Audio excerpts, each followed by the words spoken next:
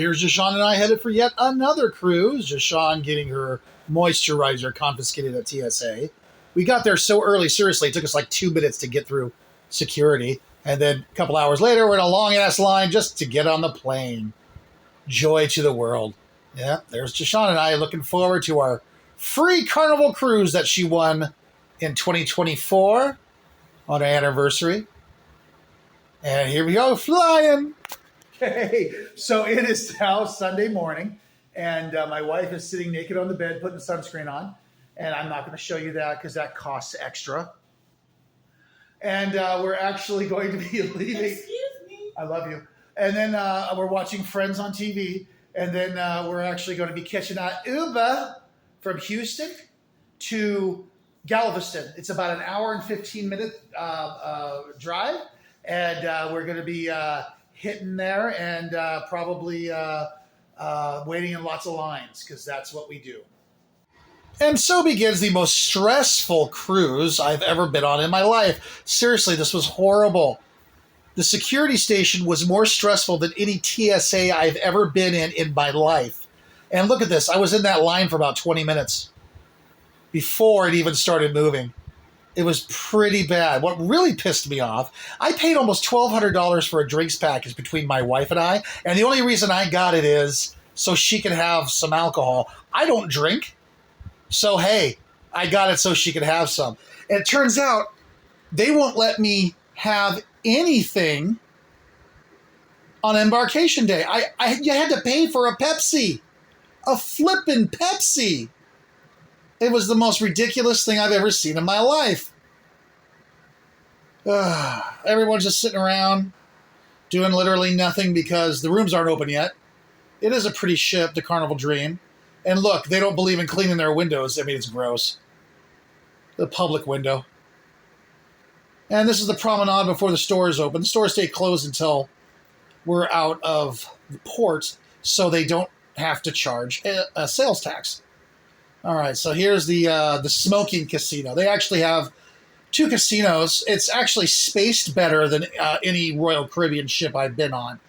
You don't feel like you're sitting in your neighbor's lap. You can actually walk through it without having to worry about any of that. So I end up at their barbecue restaurant that they have there, and it literally was just awful. And, oh yeah, by the way, did you see that? They closed down the elevators so that they can get the luggage in. We had to take the stairs up and down everywhere. My knees are screaming at me. And here's another thing that got up my nose. Stacks and stacks of locked deck chairs. Like, they don't even put them out so you can sit in them. And they're locked up, literally, so that you can't grab them. And check out the swimming pool. It's tiny. Tiny. That's the main pool. Everybody was crowded into the pool, so I walked around. I found the pasta restaurant, and the pasta restaurant, the bread was good. I'll give them that. But it overlooks the buffet, and all I kept staring at was this cake. Oh, cake. Then my pasta showed up, and it was gross. So I walked downstairs to go to the buffet, and check this out. No one's manning the cutlery station. I saw a woman cut her own meat because nobody was there to cut it. So I had some of the desserts, and it was okay. The next thing you know, the deck party is starting to get started there.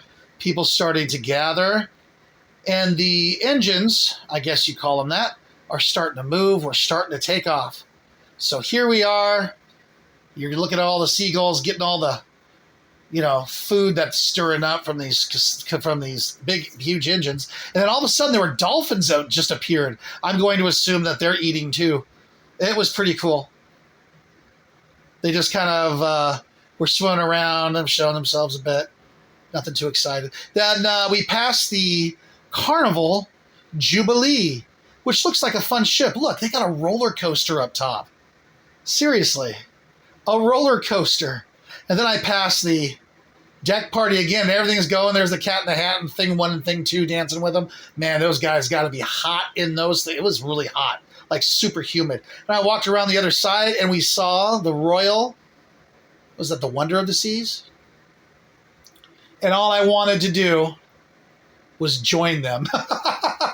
Here's the deck party from the other side. And then finally, after a couple of hours, we're out at sea, and the clouds are coming in, and the kids are watching a movie. Not sure what film that is, but yeah, I think it's Kung Fu Panda 70.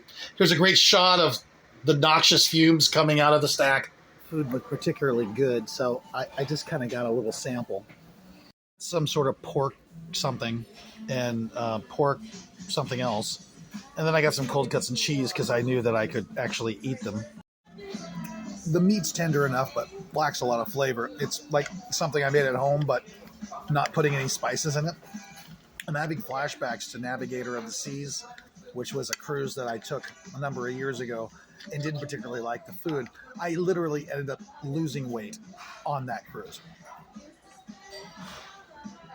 And just to show you, there's a big stack of dirty dishes. Royal Caribbean never would have let this happen. Like and follow for more!